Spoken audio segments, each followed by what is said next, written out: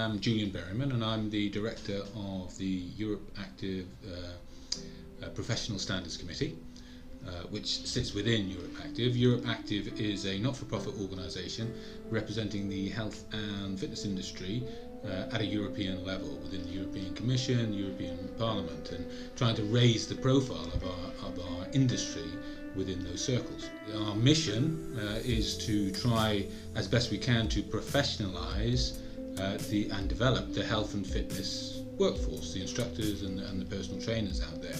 Everybody coming through a course which is aligned with our educational standards, we can be assured that they have reached a particular level in their training, and they are prepared to go out into the industry and fulfill the job roles that exist.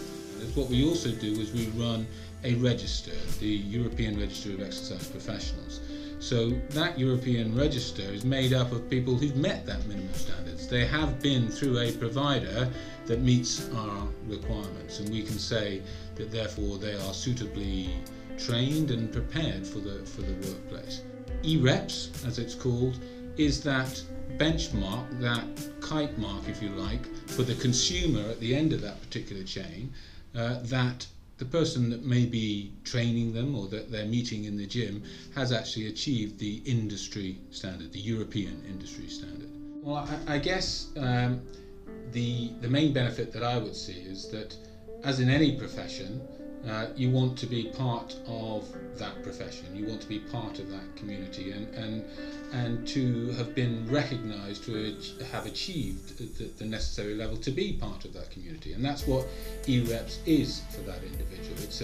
It's a way for them to communicate to their colleagues, to employers, to consumers, that they have met that standard and that they are qualified. And clearly that has advantages in terms of finding employment, for one thing, that employers will look on you more favourably if you have that Ereps certification or recognition. And also it will have weight for you when you're communicating with your clients, with your consumers, that they again can have faith that you have achieved the necessary standard and that you know what you're doing. So I guess in that sense it has a commercial advantage for the individual trainer, that they can give those messages and attract clients to them. Physical Coaching Academy is one of our accredited providers, training providers. So any accredited training provider has to go through quite a rigorous process of verification with us. That involves looking in detail at the content of those courses to ensure that it matches our educational standards. So if the application was for the personal trainer, we look at the personal trainer standards, and it has to cover all of the criteria, all of the standards that we have identified as the key